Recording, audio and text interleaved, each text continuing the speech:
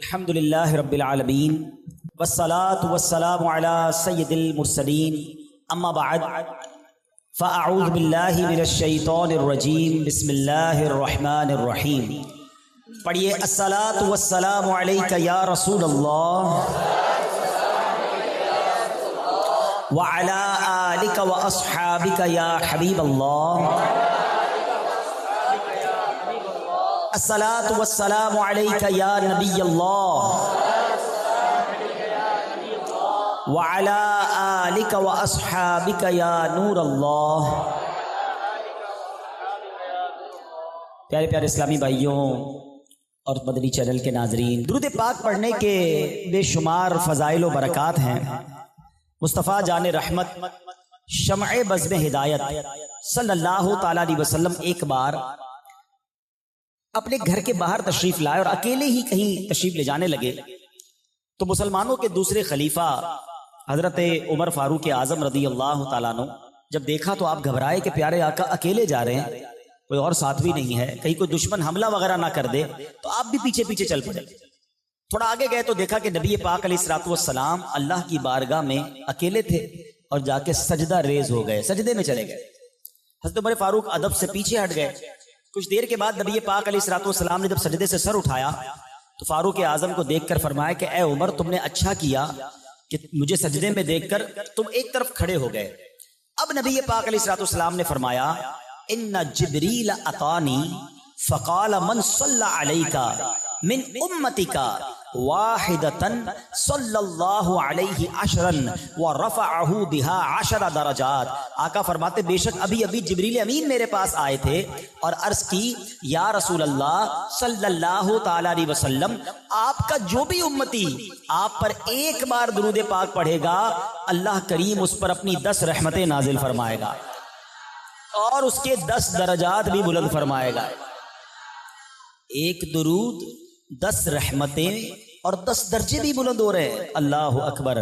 یہ ہے درود پاک کی فضیلت. اور سبحان اللہ، میرے آقا علیہ الصلوۃ والسلام کو جب یہ بشارتیں دی جاتی نا ہیں کہ امت کو اتنی نیکیاں ملیں گی، اتنی برکتیں ملیں گی، مجھے ایک بات بتائیں، درود ہم پڑھیں گے، ثواب کس کو ملے گا؟ ہمیں ملے گا. درجے کس کے بلند ہوں گے؟ ہمارے ہوں گے. گناہ کس کے معاف ہوں گے؟ ہمارے ہوں گے. خوشی کس کو ہو رہی ہے؟ ہمارے آقا کو. امت سے پیار دیکھو ہے میری خوش قسمتی، میں تیرا امتی. یہ میرے آقا ہیں کہ ہم ان کی امتی، ہی ہماری خوش بختی ہے کہ ہمیں برکت ملے، ہمیں رحمت ملے. ہمارے آقا خوش ہو جاتے ہیں. لیکن اب امتی کو کیا چاہیے؟ اسے چاہیے کہ وہ کثرت سے درود پاک پڑھے. آج ہم غور کریں کہ ہم پورے دن میں کتنی بار درود پاک پڑھتے ہیں. موبائل فون پر گھنٹوں گزرتے ہیں لوگوں کے، بیٹری ختم ہو جاتی ہے پھر چارج پہ لگاتے ہیں، پاور بینک لے کے گھوم رہے ہوتے ہیں. موبائل بند، ایسا لگتا ہے بندے کا آکسیجن بند ہو گیا ہے. اللہ کے بندو، یہ موبائل تمہارے گھنٹوں لے کے جا رہا ہے. اب ان گھنٹوں میں تم موبائل سے گناہ کما رہے ہو یا نیکی کما رہے ہو؟ کتنے لوگ ہیں جو موبائل سے نیکی کماتے ہیں نہ ہونے کے برابر. اکثر اللہ نہ کرے موبائل سے حرام دیکھ رہے ہوتے ہیں، حرام سن رہے ہوتے ہیں، فضول ٹائم ضائع ہو رہا ہوتا ہے. خدارا اپنے وقت کو قیمتی بنائیے اور درود پاک کی کثرت کیجیے. روایتوں میں یہ مضمون ملتا ہے کہ قیامت کے دن نیک بھی پچھتائے گا، گناہ گار بھی پچھتائے گا. عرض کی گئی حضور گناہ گار پچھتائے گا یہ تو سمجھ آتا ہے، نیک کیوں پچھتائے گا؟ اللہ اکبر. کونین کے والی صلی اللہ تعالی علیہ وسلم نے فرمایا نیک اس لیے پچھتائے گا کہ اس کو یاد آئے گا کہ میں نے جو گھنٹے جو منٹ ضائع کر دیے، فضول کاموں میں خرچ کر دیے، جب وہ ثواب دیکھے گا قیامت کے دن کہ ایک بار سبحان اللہ کا اتنا ثواب، ایک درود کا اتنا ثواب، 2 رکعت نفل کا اتنا ثواب، تلاوت قرآن کا اتنا اجر، تو میں نے فضول ٹائم کیوں ضائع کیا؟ فرمایا نیک بھی اس وقت پچھتائے گا جب نیکیاں دیکھے گا، اجر دیکھے گا. تو اے میرے پیارے اسلامی بھائیوں، اس وقت پچھتانے سے بہتر ہے ابھی وقت کا صحیح استعمال کر لیں. اپنے ساتھ تسبیح رکھا کرو، چلتے پھرتے اٹھتے بیٹھتے درود پاک پڑھتے رہا کرو. ہر درود تمہارے نامہ اعمال میں 10 نیکیاں بڑھا رہا ہے، 10 گناہ کم کر رہا ہے، 10 رحمتیں برسا رہا ہے. اور سنو صرف یہ اجر نہیں بلکہ یہاں تک کتابوں میں لکھا ہے، حدیث میں مضمون ہے کہ مشکل ہے، پریشانی ہے، تکلیف ہے، درود کی کثرت کرو، درود تمہاری پریشانیاں دور کر دے گا. کون ہے جو ٹینشن میں نہیں ہے؟ سب کے ساتھ کوئی نہ کوئی ٹینشن لگی ہوئی ہے، ٹینشن بھی ہے پھر بھی درود نہیں پڑھ رہا ہے، کمال ہے۔ دکھوں نے تم کو جو گھیرا ہو تو درود پڑھو، دکھوں نے تم کو جو گھیرا ہو تو درود پڑھو، جو حاضری کی تمنا ہو تو درود پڑھو۔ آئیے مل کر محبت کے ساتھ با آواز بلند درود پاک پڑھ لیں۔ صلو علی الحبیب صلی اللہ تعالی علی محمد صلی اللہ علیہ وسلم۔ ایک عظیم ہستی، کمال کی پرسنالٹی ہیں کہ جب بھی ان کا نام لیتے ہیں دل میں ایک تسکین سی، جس کو کہتے ہیں نا بندہ فخر سا محسوس کرنے لگتا ہے، اپنے حوصلے بلند ہوتے نظر آ جاتے ہیں۔ اللہ اکبر، یہ کون ہستی ہے بتاتا ہوں میں ان کے بارے میں، مگر آؤ میں آپ کو پہلے مدینہ منورہ کی سردیوں کی رات کی ایک داستان سناتا ہوں، کچھ عرصہ پرانی، کچھ صدیوں پہلے چلتے ہیں۔ مدینے میں سرد رات ہے، اللہ مجھے اور آپ کو بار بار مکے مدینے کی حاضری عطا فرمائے۔ جنہوں نے مکے مدینے کی گرمیاں دیکھی ہیں نا، ان کو پتہ ہے وہاں گرمی بھی بڑی شوق سے حاضری دیتی ہے، مگر جب سردی آتی ہے نا تو سردی بھی جھوم جھوم کر خوب حاضری دیتی ہے۔ جو ریگستانی علاقے ہوتے ہیں نا، پہاڑی علاقے ہوتے ہیں، یہاں سردی بھی کمال کی ہوتی ہے اور گرمی بھی کمال کی ہے۔ اب وہ سردیوں کی راتیں تھیں تو مدینے کی گلیوں میں ایک آقا اور ایک غلام، غلام کا نام ہے اسلم، اور یہ غلام اور آقا جو ہے سخت سردی کی رات میں کہیں چلتے ہوئے جا رہے ہیں۔ پورے مدینے میں خاموشی ہے، لوگ گھروں میں سوئے ہوئے ہیں، اندھیری رات ہے۔ چلتے چلتے دیکھا کہ ایک خیمہ ہے، اس میں آگ جل رہی ہے۔ دونوں چلتے ہوئے خیمے کے جب قریب پہنچے تو پتہ چلا کہ خیمہ نہیں تھا، بلکہ ٹوٹا پھوٹا کچا سا ایک گھر تھا۔ کوئی قافلہ نہیں بلکہ خاتون تھی، اپنے ننھے منھے بچوں کے ساتھ مقیم تھی، چولہے پر ہنڈیاں چڑھائی ہوئی تھی جیسے کھانا پکا رہی ہو، اور بچے مسلسل رو رہے تھے، بھوک کی وجہ سے بچے مسلسل رو رہے تھے۔ آقا نے سلام کیا، خاتون نے بغیر توجہ کے ساتھ جب سلام کا جواب بھی دے دیا۔ آقا نے کہا میں گھر میں آ سکتا ہوں؟ خاتون نے کہا کسی خیر کا ارادہ ہے تو آ جاؤ، ورنہ تو کوئی ضرورت نہیں ہے۔ بڑی دکھی تھی خاتون، سیدھے منہ جواب بھی نہیں دے رہی تھی۔ تو اس نے کہا کہ بی بی تم کون ہو اور بچے کیوں رو رہے ہیں؟ خاتون نے کہا کہ میں مدینہ منورہ کی رہائشی ہوں، ان بچوں کو شدید بھوک لگی ہے اور اسی وجہ سے یہ رو رہے ہیں۔ آقا نے کہا تم نے ہنڈیا میں کیا پکانے کے لیے رکھا ہے؟ خاتون نے کہا اس میں صرف پانی ہے، میں نے بچوں کو بہلانے کے لیے پانی ہنڈیا میں رکھ دیا ہے کہ یہ تھک کر روتے روتے سو جائیں، مجھے کھلانے کو کچھ نہیں ہے، میں غریب عورت ہوں، امیر المومنین کو کیا خبر کہ ہمارا کیا حال ہے؟ وہ خاتون کہتی ہے کہ ہمارے اس حال کی امیر المومنین کو کیا خبر، حالانکہ ان کا حق ہے کہ وہ ہماری خبر رکھے۔ یقیناً قیامت کے دن اللہ کریم امیر المومنین اور ہمارے درمیان فیصلہ فرمائے گا، اور یقیناً آخرت کی پکڑ بہت سخت ہے۔ آقا نے اس دکھیاری عورت کی بات سنی تو آبدیدہ ہو گیا اور نرم لہجے میں کہا کہ اے بی بی، اللہ تمہاری مصیبتیں اور پریشانیاں دور کرے، مگر امیر المومنین کو کیا معلوم کہ تم اس حال میں ہو؟ وہ عورت کہتی وہ ہمارا حاکم ہے، ہم سے غافل ہے، اسے معلوم ہونا چاہیے ہم کس حال میں ہیں۔ بہرحال آقا اس دکھیاری عورت کی بات سن کر باہر آ گیا، اپنے خادم اسلم کو کہا کہ اسلم جلدی چلو۔ دونوں مدینہ منورہ کی آبادی سے ہوتے ہوتے ایک گوڈاؤن میں پہنچے، وہاں پر انہوں نے غلے کے گودام سے آٹا بھی لیا، غلہ بھی لیا، گندم لیا، اس میں کچھ پیسے بھی ڈالے، اور اس آقا نے وہ آٹے کی بوری اپنے کاندھے پہ اٹھا لی۔ غلام کہتا ہے آقا میں آپ کے ساتھ ہوں، مجھے یہ بوری اٹھانے دیجئے۔ آقا کہتا ہے اسلم قیامت کے دن میرے گناہوں کا بوجھ کون اٹھائے گا؟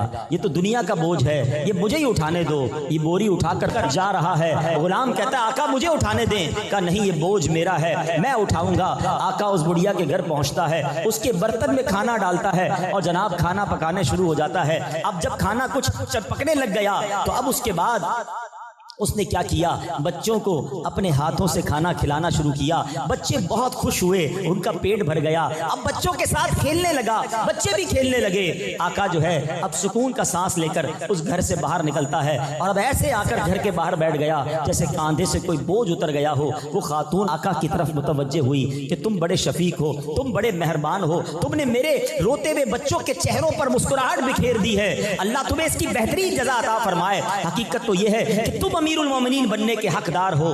اسلم دیکھ رہا تھا کہ اب یہ خاتون کے اندر زبردست تبدیلی آ چکی تھی، بڑی خوش نظر آ رہی تھی۔ بہرحال اگر آقا کی جگہ کوئی اور ہوتا تو وہ بڑا پھولتا، بڑا جناب آکڑتا، مگر وہ آقا بالکل تعریفی کلمات پر توجہ نہیں دی، بلکہ کہا کہ جیسا تم کہہ رہی ہو ایسا بالکل نہیں، میں اور امیر المومنین بننے کا حقدار، یہ تو بڑی عجیب بات ہے۔ ہاں ایک بات ہے کہ جب تم کل امیر المومنین کے دربار میں آؤ گی تو مجھے وہاں ضرور دیکھو گی۔ بہرحال اب یہ مدینہ منورہ کی گلیوں سے گھومتے گھومتے گھر واپس آ گئے۔ اے میرے پیارے اسلامی بھائیوں، اب جتنے لوگ سن رہے ہیں سب کے ذہنوں میں ایک سوال پیدا ہو رہا ہوگا کہ مدینہ منورہ کی سخت سردی میں گلیوں کا دورہ کرنے والا وہ آقا کون تھا جو اپنے خادم کے ساتھ شہر مدینہ کا دورہ کرنے نکلا؟ یہ کون تھا؟ وہ کون تھا جو خادم اور آقا کے لباس میں بھی فرق نہیں تھا؟ یہ کون تھا کہ جس کے دل میں پیارے آقا کی امت کی خیر خواہی کا جذبہ کوٹ کوٹ کر بھرا ہوا تھا؟ وہ کون آقا تھا جو کاندھے پر اناج اٹھا کر اس بوڑھی خاتون کے گھر پہنچتا ہے، بچوں کو اپنے ہاتھوں سے کھلاتا ہے، جب تک بچے خوش نہیں ہوتے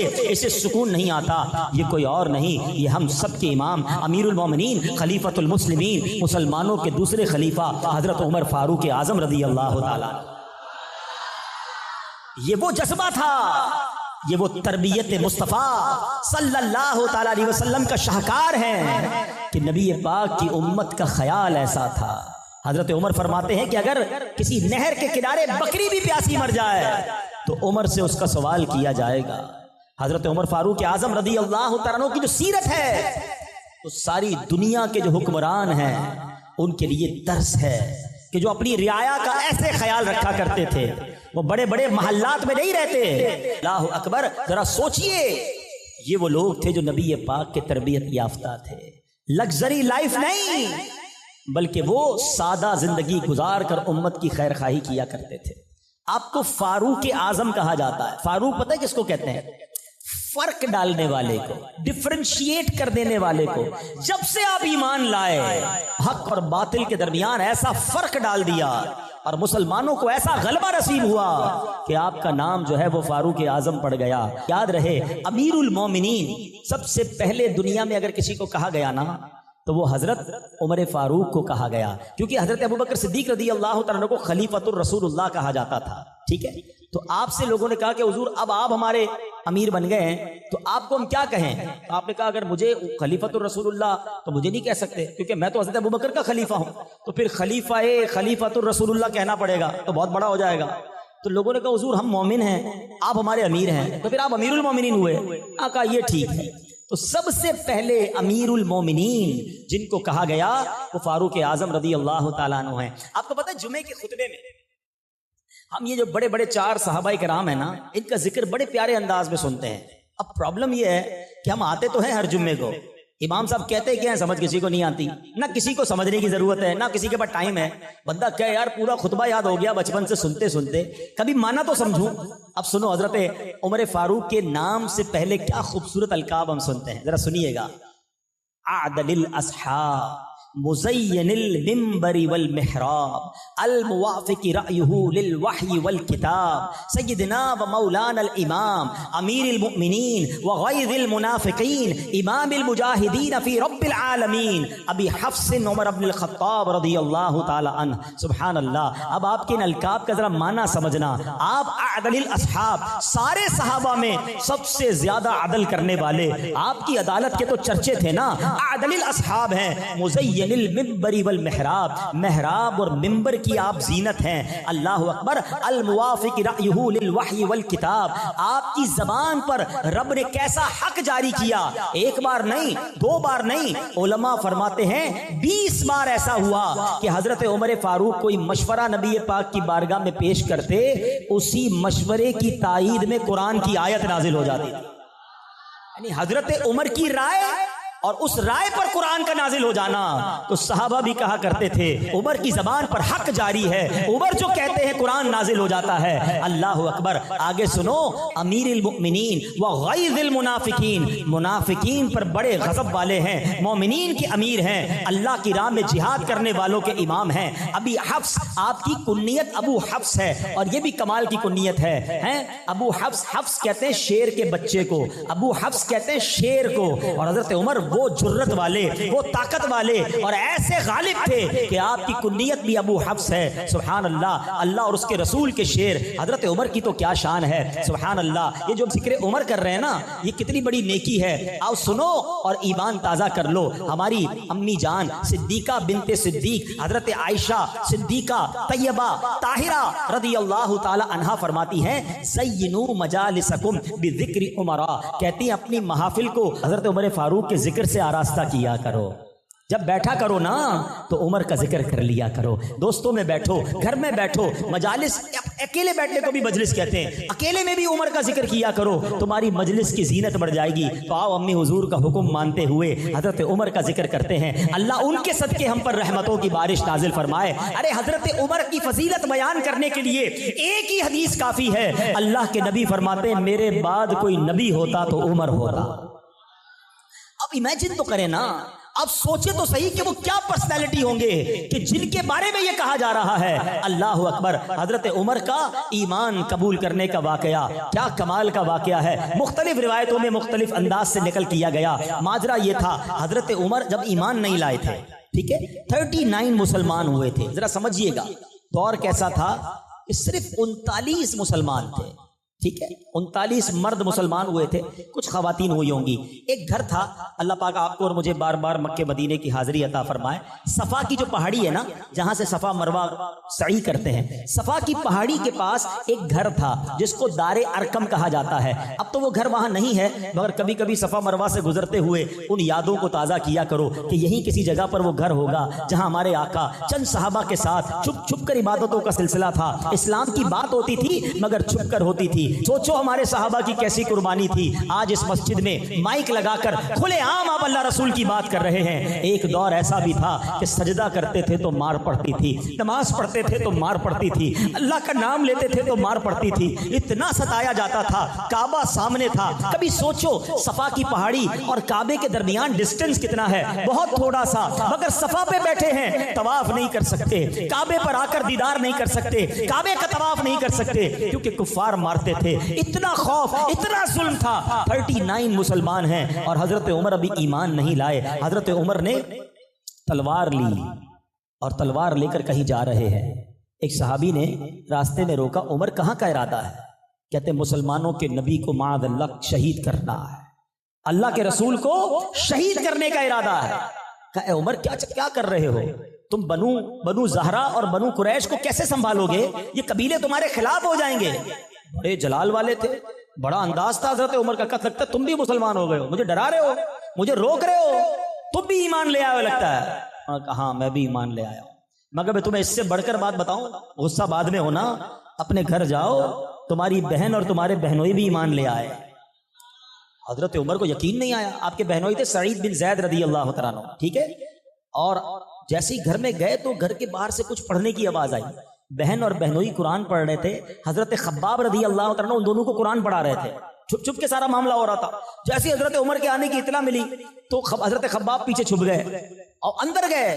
تو جاتی حضرت عمر نے کہا بتاؤ تم لوگ کیا پڑھ رہے تھے؟ جب غصہ کیا آپ نے تو انہوں نے کہا کہ ہم قرآن پڑھ رہے تھے. تم ایمان لے آئے ہو؟ کہا ہم ایمان لے آئے. حضرت عمر نے اپنے بہنوئی پر حملہ کر دیا، لہو لہان کر دیا. بہن نے کہا کہ تم اسے کیوں مارتے ہو؟ میں بھی ایمان لے آئی ہوں اور اللہ ایک ہے میں کہتی ہوں، اشہد ان لا الہ الا اللہ واشہد ان محمد رسول اللہ. حضرت عمر نے بہن کو بھی مارا.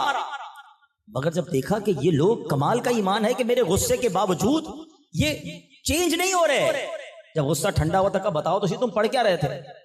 بہن بھی کیسی بہن ہے، کیا کہ تم اللہ کے کلام کو ایسے نہیں پڑھ سکتے، پہلے تمہیں غسل کرنا ہوگا یا وضو کرنا ہوگا. میرے رب کے کلام کو پاک لوگ ہاتھ لگا سکتے ہیں. آئے ہائے کیسا ایمان تھا. اتنے جلال والے، اتنے جناب، ہاتھ میں تلوار لیے بھائی آیا ہے اور بہن کی ہمت دیکھو کہ وہ اللہ کا نام لے رہی ہے. بھائی کو کہتی پہلے وضو کر کے آؤ پھر قرآن کو ہاتھ لگانا. حضرت عمر وضو کر کے آئے. اب تلاوت قرآن ہوتی ہے. آئے ہائے قرآن کا ایک ایک لفظ نور بن کر حضرت عمر کے دل میں داخل ہو رہا ہے. اب کیا ہوا؟ کہ مجھے اب نبی پاک کے پاس جانا ہے. بہن خوش ہوئی، بہنوئی خوش ہوئے، آپ کو لے کر آئے نبی پاک کے پاس. اچھا سب جانتے تھے کہ حضرت عمر جو ہیں وہ تو کفار کی فوج کے بڑے خطرناک جرنیل ہیں. تو حضرت عمر آئے. صحابہ نے کہا حضرت عمر آئے. اس وقت تو مسلمان نہیں ہوئے تھے. اندر جتنے صحابہ تھے سب گھبرا گئے کہ عمر آئے حملہ کرنے. حضرت حمزہ شیر خدا، ہاں حضرت حمزہ کی کیا شان ہے، نبی پاک کے مبارک چچا، وہ ایمان لے آئے تھے، انہوں نے کہا عمر کو آنے دو، اچھے ارادے سے آیا تو ٹھیک ہے، ورنہ عمر ہی کی تلوار ہوگی، اسی کا سر ہوگا۔ آپ بھی شیر خدا تھے۔ اب ذرا تصور کرو نا، ایک گھر ہے، اس پہ 39 کے قریب صحابہ ہیں، دروازے پر عمر کھڑے ہیں، نبی پاک نے آپ کا گریبان کے قریب پکڑ لیا، کیا عمر کب تک لڑتے رہو گے، کب ایمان لاؤ گے؟ کیا جب تک رب تمہاری مذمت میں قرآن کی آیت نازل نہیں کرے گا جب تک لڑو گے مجھ سے؟ روایت کا خلاصہ ہے، حضرت عمر نے جب یہ سنا، پھر نبی پاک نے دعا کی، اے اللہ یہ عمر ہے، اس کو ایمان کی دولت عطا کر دے۔ زبان مصطفیٰ سے دعا نکلنی ہے، اللہ اکبر۔ حضرت عمر نے کہا میں گواہی دیتا ہوں اللہ کے سوا کوئی عبادت کے لائق نہیں، اشہد ان لا الہ الا اللہ واشہد ان محمدا عبدہ ورسولہ، اللہ اکبر۔ جب حضرت عمر ایمان لائے، مسلمانوں کو اتنی خوشی ہوئی، سب نے مل کر نعرہ تکبیر لگایا۔ اس نعرے کی یاد میں ہم بھی نعرہ لگاتے، نعرہ تکبیر، نعرہ تکبیر، نعرہ رسالت، ہر صحابی نبی، ہر صحابی نبی، آئے ہائے ہائے کیا منظر تھا۔ جب پڑھو نا اس واقعے کو کہ حضرت عمر کے ایمان لانے کے بعد جو مسلمانوں کا حوصلہ بڑھا، آپ کو متمم الاربعین کہا جاتا ہے، آپ 40ویں ہیں، 40 کا عدد پورا کرنے والے حضرت عمر ہیں۔ اور سنو اس کے بعد کیا ہوا، حضرت خباب پتہ ہے کیا کہتے ہیں، تھوڑے دن پہلے ہی نبی پاک نے دعا کی تھی، اے اللہ ایک دے دے اور اس سے اسلام کو عزت مل جائے۔ ذرا سوچو حضرت عمر وہ ہیں کہ جن کے سبب اسلام کو عزت ملی ہے، میں اور آپ ایمان لائے ہمیں عزت اسلام کی وجہ سے ملی ہے، مگر حضرت عمر وہ ہیں کہ جب سے آپ ایمان لائے، آپ کے ایمان لانے کے بعد اسلام کی عزت میں اضافہ ہوا ہے۔ کئی بار سنا ہوگا وہ شعر، اب آؤ اس کا ترجمہ سمجھ آئے گا۔ نبی پاک بڑے غمزدہ تھے، ان بدبختوں نے بڑا تنگ کیا ہوا تھا، اور آقا نے دعا کی تھی اے اللہ عمر کو اسلام کی دولت دے۔ جب آپ ایمان لائے تو نبی پاک کے دل کو کیسی ٹھنڈک ہوئی۔ سنو بریلی کے تاجدار لکھتے ہیں، ناریوں کا دور تھا دل جل رہا تھا نور کا، ناریوں کا دور تھا دل جل رہا تھا نور کا، تم کو دیکھا ہو گیا ٹھنڈا کلیجہ نور کا۔ آقا بہت خوش ہوئے۔ اب سنو، کہتے ہیں کچھ لوگ گیم چینجر ہوتے ہیں، کچھ لوگ اثر ڈالنے والے ہوتے ہیں۔ اللہ کریم نے کچھ لوگوں کو بڑا مقام دیا ہوتا ہے، یہ آپ کے گوٹھ میں سردار ہوتے ہیں، آپ کے یہاں چودھری ہوتے ہیں یا بڑے لوگ ہوتے ہیں، میں ان سے بھی بات کرتا ہوں کہ دیکھو تم اگر دین کی طرف آ گئے نا، اگر آپ نے دین کا کام کرنا شروع کر دیا، آپ کے پیچھے پوری قوم ہوتی ہے۔ اللہ نے آپ کو مقام دیا ہے، جس کو دنیا میں اللہ نے کوئی مقام دیا ہے وہ دین کا کام کرے، وہ اللہ کے رسول کے دین کو پھیلانے والا کام کرے، اللہ اس کے کام میں برکت ڈال دیتا ہے۔ حضرت عمر ایمان لا کے نبی پاک سے پتہ ہے کیا کہتے ہیں؟ اچھا ایک اور بات، تھوڑی سی اور دلچسپ خوبصورت بات، دنیا میں ایسی کوئی شخصیت نہیں ہے کہ جس کا یہ کمال ہو۔ دیکھیں یہ تو ہوتا ہے، آپ کے یہاں ساتھ بھی ہوا ہوگا، کبھی ہمارے ساتھ بھی ہوا ہوگا، کوئی لڑنے آئے ہیں، کوئی اللہ نہ کرے ڈاکہ مارنے آئے، یہ جان سے ہی مارنے آئے، اور کسی شریف آدمی کو دیکھ کر کہے کہ چلو یار آپ کو چھوڑ دیا۔ یہ تو پاسبل ہے دنیا میں، مگر دنیا میں ایسا کبھی نہیں دیکھا کہ جو جان لینے آئے وہ دیدار کر کے ان کے قدموں میں جان دینے والا بن جائے۔ پہلے کہیں چھوڑوں گا نہیں اور اب کہے آپ کا دامن نہیں چھوڑوں گا۔ حضرت عمر کہتے ہیں حضور کیا ہم حق پر نہیں، کیا ہم حق پر نہیں؟ ہم چھپ کر نماز کیوں پڑھتے ہیں، ہم چھپ کر اذان کیوں دیتے ہیں؟ چلیے کعبے پر، کون ہے جو ہمیں روک کے بتائے؟ ابھی تو ایمان لائے، ادھر سینکڑوں ہیں، ادھر 40 ہی ہوئے ہیں، مگر جرت دیکھو، بہادری دیکھو، اللہ اکبر۔ میں تو کبھی کبھی تصور کرتا ہوں جب کتابوں میں پڑھا کہ اب دار ارقم سے 2 صفیں باہر نکلی اور کتابوں میں لکھا ایک صف کو لیڈ کر رہے ہیں، ایک صف کے امام ہیں حضرت عمر، ہاتھ میں تلوار ہے، دوسری صف ہے اس کو لیڈ کر رہے ہیں شیر خدا حضرت حمزہ رضی اللہ تعالیٰ عنہ۔ اب یہ دونوں صفوں میں مسلمان کعبے کی طرف جا رہے ہیں، اللہ اکبر۔ یہ ہے حضرت عمر جن کی شان یہ ہے کہ جب سے ایمان لائے مسلمانوں کی عزت میں اضافہ ہی ہوتا چلا جائے۔ کیوں نہ حضرت عمر سے پیار کریں، کیوں نہ حضرت عمر کا تذکرہ خیر کریں، اللہ اکبر۔ کیسی کیسی شانیں احادیث میں بیان ہوئی کہ انسان سنے تو ایمان تازہ ہو جاتا ہے۔ سنو حضرت عمر فاروق وہ عظیم صحابی ہیں کہ دنیا میں آپ کا نام مبارک عمر ہے، آسمانوں میں آپ کے نام کو فاروق کے نام سے پہچانا جاتا ہے. آسمانی کتاب تورات شریف میں آپ کا نام منطق الحق یعنی حق بات کہنے والے ہے. انجیل شریف میں آپ کا نام نامی کیا ہے؟ کافی. اور جنت میں آپ کا نام اقدس سراج ہوگا. سبحان اللہ. نبی پاک علیہ الصلوۃ والسلام کے یہ عظیم صحابی مکہ مکرمہ میں پیدا ہوئے. 40 کا عدد ان کی وجہ سے پورا ہوا اور آپ کو مراد رسول بھی کہا جاتا ہے. آپ کا عدل و انصاف بے مثال تھا، اس لیے عدل الاصحاب کہلاتے تھے. صحابہ میں سب سے بڑھ کر عدل کرنے والے حضرت عمر 63 سال اس دنیا میں تشریف فرما رہے. 12 سال تک آپ نے خلافت کے فرائض سر انجام دیے اور وہ دور مسلمانوں کا سنہرا دور تھا. آپ کا انداز حکومت، آپ کا عدل و انصاف، آپ کا مبارک اخلاق و کردار، خوف خدا، تقوی و پرہیزگاری، عاجزی اور انکساری، رحم دلی قیامت تک کے لیے آنے والے مسلمانوں کے لیے ایک شاندار نمونہ ہے. آپ کو پتہ ہے آج بھی دنیا کی بڑی بڑی سپریم کورٹس میں، بلکہ یورپ کے، امریکہ کی عدالتوں میں بھی عمر لا پڑھایا جاتا ہے. حضرت عمر نے اس دنیا میں بہت سارے کام پہلی بار کیے. آپ نے گورنر کی پوچھ پرچھ کا نظام آپ نے کیا، قاضی کا نظام، عدالتوں کا نظام آپ نے سب سے پہلے بنایا. اور بھی بہت سارے کام ایسے تھے جو آپ کے دور خلافت میں آگے بڑھے. سبحان اللہ. حضرت عمر فاروق رضی اللہ عنہ کے بارے میں سنیے. ایک بار نبی پاک علیہ الصلوۃ والسلام کی بارگاہ میں جبریل امین حاضر ہوئے اور جبریل امین کو نبی پاک نے کہا کہ اے جبرائیل، عمر کے فضائل اور اللہ پاک کے یہاں ان کا مقام و مرتبہ کیا ہے، ذرا بیان کیجیے. کون کہہ رہا ہے؟ نبی پاک کہہ رہے ہیں. اور کسے کہہ رہے ہیں؟ فرشتوں کے سردار جبریل امین سے. مگر حضرت جبریل کیا کہتے ہیں؟ لو جلست معک قدر ما لبث نوح فی قومہ. حضور میں اتنے سال آپ کے پاس بیٹھوں جتنی حضرت نوح علیہ السلام کی عمر ہے. لم استطیع ان اخبرک بفضائل عمر وما له عند اللہ. حضور میں آپ کی خدمت میں بیٹھوں اتنی سال جتنی حضرت نوح کی عمر تھی اور میں ساری عمر فضائل عمر بیان کرتا رہوں، حضور پھر بھی پورے طور پر بیان نہیں کر سکوں گا. بیت المقدس، اللہ اکبر. یہ واقعہ سننے والا ہے کہ حضرت عمر کا ذکر کیسے آسمانی کتابوں میں تھا کہ بیت المقدس جب فتح ہوا نا تو اس کی فتح کا واقعہ بڑا حیران کن ہے. جب پہلی بار فتح ہوا حضرت عمر کے دور میں، حضرت عمر فاروق اعظم رضی اللہ تعالیٰ عنہ نے، بہت بڑے صحابی ہیں، جرنیل ہیں، عشرہ مبشرہ میں سے ہیں، حضرت ابو عبیدہ بن جراح رضی اللہ تعالیٰ عنہ، ان کو انہوں نے سپہ سالار بنایا اور لشکر دے کر بیت المقدس روانہ کر دیا.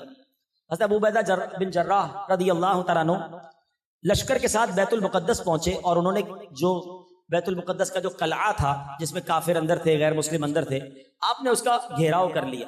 4 مہینے تک محاصرہ کر کے رکھا مگر فتح نہیں ملی. 4 مہینے ہو گئے، نتیجہ بھی کوئی نہ نکلا. بیت المقدس میں ان غیر مسلموں کا ایک بہت بڑا راہب تھا جو ان کا یوں سمجھ لیں پادری سمجھ لیں.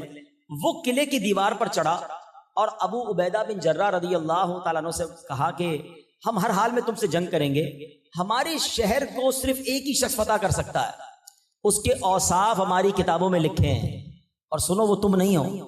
حضرت ابو عبیدہ بن جراح کو کہا تمہارے ہاتھ میں فتح نہیں ہے، ہاں ہماری کتاب میں ہمیں پتہ ہے ایک بندہ ایسا ہے کہ جب وہ آئے گا نا تو وہ فتح کر لے گا، ہمیں یہ قلعہ چھوڑنا پڑے گا. اچھا حضرت ابو عبیدہ بن جراح جو بڑے کمال کے تھے، کہا بتاؤ تو صحیح وہ کون ہے، کسی طرح پتہ تو چل جائے کہ ان کی کتابوں میں کس کا ذکر ہے. اچھا وہ راہب بھی کمال ہے، اس نے بتا دیا کہ کہا ہماری کتاب میں لکھا ہے کہ وہ جناب محمد رسول اللہ صلی اللہ علیہ وسلم کا امتی ہوگا، اس کا نام عمر بن خطاب ہوگا، لوگ اسے فاروق کہیں گے، دینی معاملات میں بڑا سخت ہوگا، اللہ پاک کے معاملے میں لوگوں کی ملامت کی وہ پرواہ نہیں کرتا ہوگا. سبحان اللہ. حضرت ابو عبیدہ بن جراح نے یہ سنا تو آپ تو خوب خوش ہو گئے، نعرہ لگایا آپ نے کہا فتحنا البلد ورب الکعبہ، رب کعبہ کی قسم ہم نے یہ شہر فتح کر لیا. چابی مل گئی نا، اس کے منہ سے نکل گیا، ہماری کتابوں میں لکھا ہے، آسمانی کتابوں میں لکھا ہے بیت المقدس فتح ہوگا مسلمانوں کے ہاتھوں. مگر ابو عبیدہ بن جراح تم نہیں ہو، وہ کوئی اور ہے. اچھا اس کو یہ نہیں پتا تھا شاید کہ حضرت عمر حیات ہیں اور حضرت عمر نے ان کو بھیجا ہے. حضرت ابو عبیدہ بن جراح نے فوراً لیٹر لکھا حضرت عمر کو، حضور تشریف لائیے، اب کام آپ کے ہاتھ سے ہی ہونا ہے، اب کسی اور کے ذریعے نہیں ہونا. اب سنو مسلمانوں کے خلیفہ ہیں، عاجزی اور انکساری کا عالم کیا ہے. کسی کو پتا چلے کہ آپ جناب آئیے، بہت بڑا کام آپ کے ہاتھ سے ہونے والا ہے، وہ پہلے تو لشکر تیار کرتا ہے، پھر تو جناب شہر میں خبر دیتا ہے کہ دیکھو میری شان یہ ہے، میں جب تک نہیں جاؤں گا افتتاح نہیں ہوگا، دروازہ نہیں کھلے گا، کام نہیں ہوگا. حضرت عمر اپنے غلام کے ساتھ روانہ ہوتے ہیں، خچر ایک ہے، سواری ایک ہے، سفر بہت بڑا تھا تو کہا ایسا کرتے ہیں کچھ گھنٹے میں سواری کروں گا، ہیں تم لگام کھینچ کے اس خچر کو یا گھوڑے کو چلانا، اس کے بعد کچھ گھنٹے تم سواری کرنا تو میں چلاؤں گا۔ اللہ اکبر! کیا دنیا نے یہ مثال دیکھی کہ غلام خچر پہ بیٹھے اور امیر المومنین سواری کو چلائیں؟ ایسا ہی ہوتا رہا، یہ باریاں ہوتی گئیں۔ حضرت عمر بیت المقدس کے پاس پہنچ گئے۔ کمال دیکھو، اب جب بیت المقدس کے قریب پہنچنے کا وقت آیا نا تو وہ باری آپ کے غلام کے خچر پہ بیٹھنے کی تھی۔ غلام کہتا ہے حضور سارا شہر آپ کا انتظار کر رہا ہے، پوری فوج آپ کا انتظار کر رہی ہے، ہم قریب پہنچنے والے ہیں، کتنا برا لگے گا کہ میں خچر پر بیٹھوں آپ پیدل چلیں۔ نہیں حضور باری تو میری ہے، میری عرض سن لیں، آپ بیٹھ جائیں، لوگ آپ کے استقبال کے لیے موجود ہیں۔ اللہ اکبر! ایسے ہی نہیں عادل الاصحاب کہا جاتا ان کو، ایسے ہی عدل کا شہنشاہ نہیں کہا جاتا۔ عمر کہتے باری تمہاری ہے، کوئی بات نہیں، اگر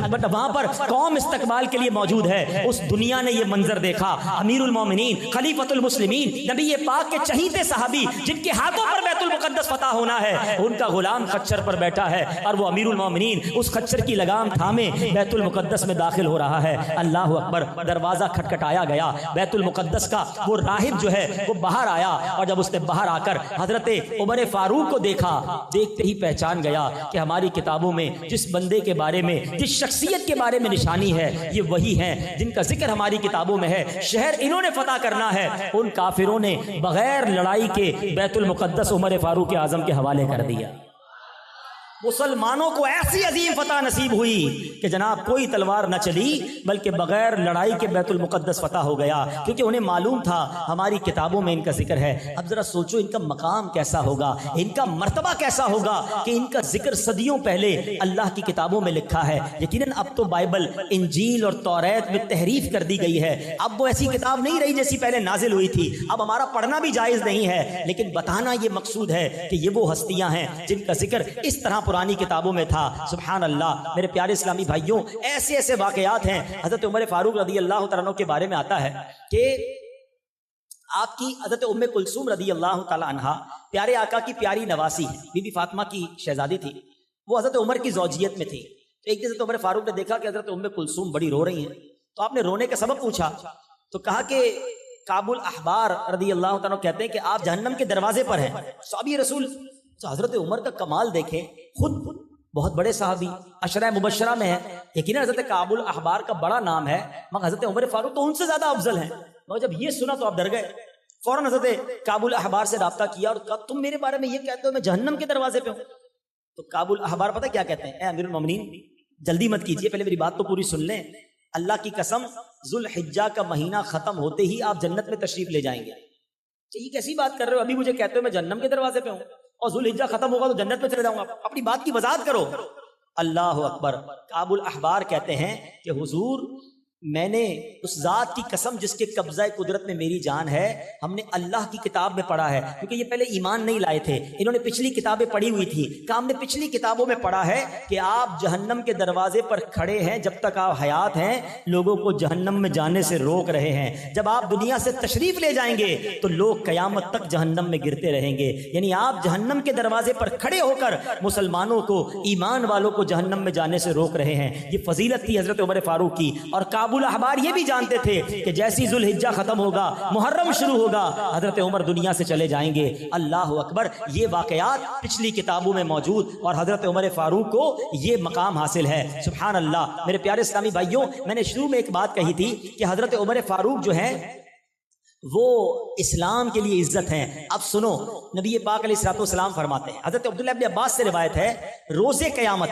سنیے گا قیامت کے دن کیا ہوگا، جب عمر فاروق اعظم اللہ کی بارگاہ میں حاضر ہوں گے نا تو اس وقت اسلام عرض کرے گا، یا رب ھذا عمر اعزنی فی دار الدنیا فاعزہ فی عرصات القیامہ، اے رب عز و جل یہ عمر ہیں جنہوں نے دنیا میں میری عزت بلند کی، آج میدان قیامت میں تو انہیں عزت عطا فرما۔ اسلام کہے گا آپ کے بارے میں، اور اس کے ساتھ ہی حضرت عمر فاروق کو 2 جبے پہنائے جائیں گے، ان جبوں میں ایسی خوشبو ہوگی کہ ان میں سے ایک بھی دنیا میں کھول دیا جائے تو ساری دنیا اس کی مہک سے معطر ہو جائے۔ حضرت عمر فاروق کو نورانی اونٹنی پر بٹھایا جائے گا، آپ کے آگے 70,000 جھنڈے لہرا رہے ہوں گے، اس وقت میدان محشر میں ایک آواز گونجے گی، یا اہل الموقف ھذا عمر فاعرفوا، اے اہل محشر یہ عمر ہیں، انہیں پہچان لو۔ سبحان اللہ! سبحان اللہ! اے میرے پیارے اسلامی بھائیوں، اب حضرت عمر کا یہ ذکر خیر ہوا، آپ کا مرتبہ بیان ہوا، آپ کی عاجزی بیان ہوئی، جس کو نبی پاک نے اپنی زبان سے جنت کی بشارت دی ہو، مگر اس کے باوجود آپ کی عبادت کا حال کیا تھا کہ ساری رات عبادتیں ہوتی، گریہ بازاری ہوتی، اتنے بڑے صحابی ہو کر بھی اللہ کے خوف سے لرزتے تھے، آنسو بہاتے تھے۔ آپ کے بارے میں آتا اتنا روتے تھے کہ آپ کے چہروں پر سیاہ لکیریں پڑ گئی تھی خوف خدا میں۔ اتنی نیکیاں ہیں اور رات روتے گزر رہی ہے، ہمارے گناہ کم نہیں ہوتے مگر پھر بھی رونا نہیں آتا، پھر بھی خدا کا خوف نہیں ہے، پھر بھی مرنے کا ڈر نہیں ہے۔ اے میرے پیارے اسلامی بھائیوں، یہ صحابہ کرام کی زندگی ہمیں سکھا رہی ہے کہ جنہوں نے بڑے مرتبے ہو کر بھی عاجزی کے ساتھ زندگی گزاری، بڑے مرتبے ہو کر بھی خوف خدا میں زندگی گزاری۔ آج ہم میں سے کسی کو تھوڑا پیسہ مل جائے، تھوڑا نام مل جائے، تھوڑی شہرت مل جائے، علاقے کا کوئی بڑا بن جاؤں، ٹوری چینج ہو جاتی ہے، انداز ہی بدل جاتا ہے، غریبوں سے تو کوئی ہاتھ ہی نہیں ملاتا ہے۔ نہ کرو ایسا، تکبر قریب نہ آنے دینا، اللہ تعالیٰ کو متکبر پسند نہیں ہے۔ عاجزی انکساری اختیار کرو۔ جتنے بھی صحابہ کو آپ پڑھیں گے نا، جتنے بھی ولیوں کو پڑھیں گے، زمانے میں ان کا نام ہوگا مگر وہ عاجزی اور انکساری والے ہوں گے۔ اور آج تھوڑی سی عزت مل جائے تو بندے کا اسٹائل ہی چینج ہو جاتا ہے۔ نہ کریں ایسا، جو دوسرے کو حقیر جانتا ہے اس کی ساری عبادتیں برباد ہو جاتی ہے۔ وہ حدیث آپ نے سنی ہوگی نا کہ جس کے دل میں رائی کے دانے کے برابر بھی تکبر ہوگا وہ جنت میں داخل نہیں ہوگا۔ رائی کا دانہ کتنا ہوتا ہے پتہ ہے؟ بالکل نقطے جتنا۔ مثال کے طور پہ سمجھایا گیا، جس کا پورا دل ہی تکبر سے بھرا ہوا اس کا کیا حال ہوگا؟ آپ کو پتہ ہے شیطان کیوں برباد ہوا؟ ایک بار ہی تکبر کیا تھا اس نے، فرشتوں کا استاد تھا، بہت بڑا مقام تھا اس کا، مگر کیا ہوا؟ اس نے کیا کیا؟ اس نے اللہ کی بارگاہ میں کیا کہا تھا؟ انا خیر من، اے اللہ میں آدم سے بہتر ہوں، خلقتنی من نار وخلقتہ من طین، تو نے مجھے آگ سے بنایا، آدم کو مٹی سے بنایا، میں اس سے بہتر ہوں۔ شیطان نے ایک بار کہا میں اس سے بہتر ہوں، ساری عبادتیں برباد۔ جو روز کہتا ہے میں اس سے بہتر ہوں، یہ تو غریب ہے میں امیر ہوں، یہ جاہل ہے میں پڑھا لکھا ہوں، یہ چھوٹے خاندان سے میں بڑے خاندان سے ہوں، معاذ اللہ، اس کی زبان یہ ہے میں تو یہ ہوں، یہ تو روز لوگ کہہ رہے ہیں، یا تو زبان سے کہہ رہے ہیں یا اپنے انداز سے کہہ رہے ہیں۔ اس نے ایک بار کہا مارا گیا۔ جو روز کہتا ہے اس کا کیا حال ہوگا؟ کبھی مت سمجھنا میں کسی سے بھی بہتر نہیں ہوں، میں گناہ گار ہوں، میں تو سب سے بیکار ہوں، اللہ اچھے مسلمانوں کے صدقے مجھے اچھا بنا دے۔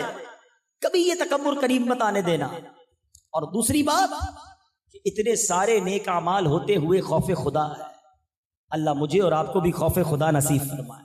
ادھر 5 وقت کوئی نماز پڑھ لے، ایک آدھا حج کر لے، اس کو لگتا ہے جنت کا ٹکٹ مل گیا مجھے۔ نہیں جناب، یہ تہجد گزار تھے، یہ ساری رات تلاوت کرنے والے تھے، اور نبی پاک نے جنت کی بشارت دی، جن کا ذکر پچھلی کتابوں میں، قرآن میں جن کے فضائل، وہ پھر بھی روتے تھے، پھر بھی معافی مانگتے تھے اللہ سے۔ اور ہم ہیں کہ گناہوں کے انبار ہیں پھر بھی شرمندہ نہیں ہوتے۔ اللہ حضرت عمر کے صدقے ہمیں صحیح معنوں میں اپنا خوف نصیب فرمائے، ہمیں 5 وقت کا نمازی بنائے، ہمیں سجدوں کی لذت عطا فرمائے، قرآن کے نور سے ہمارے دلوں کو منور فرمائے۔ مجھے ایک بات تو بتاؤ، یہ صحابہ اہل بیت ہمیں درس کیا دے رہے ہیں؟ حضرت عمر کی شہادت بتا رہی ہے کہ زخموں سے چور ہیں مگر نماز پڑھ رہے ہیں، اور 10 محرم کی شہادت بھی بتا رہی ہے کہ امام حسین بھی زخموں سے چور ہیں مگر کربلا کے میدان میں سجدہ کر رہے ہیں۔ کہ دیکھو نماز کسی صورت میں معاف نہیں ہے، مگر یہ صحابہ سے محبت کرنے والا، اہل بیت کی محبت کرنے والا، امام حسین کی نیاز پکانے اور کھانے والے کی نماز کیسے قضا ہو رہی ہے؟ ارے ہماری مسجدوں پہ پنکھے لگے، کارپیٹ بچھے، ہمیں لوگ بلا رہے ہیں، یہاں تلواریں نہیں ہیں، یہاں مار کوئی نہیں رہا، ہم پھر بھی نماز نہیں پڑھ رہے۔ ادھر تلواریں ہیں، لہو لہان ہیں، دشمن سامنے ہیں، سجدے ادھر بھی ہو رہے ہیں۔ کتنا فرق ہے ہم میں اور ان میں۔ یہ کیسی محبت ہے مجھے بتاؤ نا؟ محبت صحابہ، محبت اہل بیت، محبت رسول اللہ صلی اللہ علیہ وسلم۔ ایک نعرہ بچپن سے سارے لگاتے ہو کہ غلامی رسول میں، لگاؤ نا، غلامی رسول میں نہ ہو جو عشق مصطفیٰ۔ کیا کمال کا نعرہ ہے، نعرہ واقعی بہت اچھا ہے، مگر مجھے یہ بات سمجھ نہیں آتی کہ غلامی رسول میں موت بھی قبول ہے، اس کو نماز قبول کیوں نہیں ہے؟ جان تو بہت مشکل چیز ہے، نماز تو پڑھ لو پہلے۔ آپ کو پتہ ہے نبی پاک علیہ الصلوۃ والسلام کو سب سے زیادہ کیا پسند ہے؟ آقا فرماتے جعلت قرۃ عینی فی الصلاۃ، آقا کی آنکھوں کی ٹھنڈک نماز میں ہے، اور عاشق رسول کی فجر قضا ہو رہی ہے۔ لوگ کہتے ہیں یار بس وہ 4 نمازیں تو ہو جاتی ہیں، فجر میں آنکھ نہیں کھلتی ہے۔ کبھی ایسا ہوا کہ فجر میں آپ کی فلائٹ ہو اور آنکھ نہ کھلی ہو، ٹرین ہو اور آنکھ نہ کھلی ہو، کوئی ضروری امپورٹنٹ میٹنگ ہو، آپ کو آفس سے کہہ دیا ہو صبح 7 بجے آ جانا بھائی بہت ضروری میٹنگ ہے، بندہ 6 بجے الارم بھی رکھے گا، 2 دوستوں کو بھی کہے گا، جس دن فلائٹ ہو اس دن تو رات کو نیند ہی نہیں آتی خوشی میں، بندہ جا رہا ہے کہیں۔ اس کا مطلب پتہ کیا ہوا؟ فلائٹ کی، ٹرین کی، بس کی، نوکری کی، میٹنگ کی اہمیت ہے، تمہارے نزدیک نماز کی اہمیت نہیں ہے، ورنہ تمہاری نماز بھی قضا نہ ہوتی۔ کیسے ہو سکتا ہے کہ مسلمان کی نماز قضا ہو جائے؟ ہماری ڈکشنری میں نہیں ہونا چاہیے، پاسبل ہی نہیں ہے میری نماز قضا ہو جائے۔ جس دن یہ ذہن بنا لو گے نا کہ میں نے ہر حال میں کسی بھی صورت نماز ادا کر دی ہے، پھر دیکھو زندگی کا کیسا مزہ آتا ہے۔ نیت کر لو، آج جس کی نیت بنتی ہے پکی سچی نیت کر کے ہاتھ اٹھائے کہ آج کے بعد ہماری کوئی نماز قضا نہیں ہوگی۔ ایسا نہیں، ایسا نعرہ لگاؤ کہ شیطان ادھر سے دور بھاگ جائے، آج کے بعد ہماری کوئی نماز قضا نہیں ہوگی، آج کے بعد حرام روزی کے قریب بھی نہیں جائیں گے، فلمیں ڈرامے نہیں دیکھیں گے، گانے باجے نہیں سنیں گے، اور اب صحابہ اور اہل بیت کی سچی غلامی کے ساتھ زندگی گزاریں گے۔ صلو علی الحبیب صلی اللہ تعالی علی محمد۔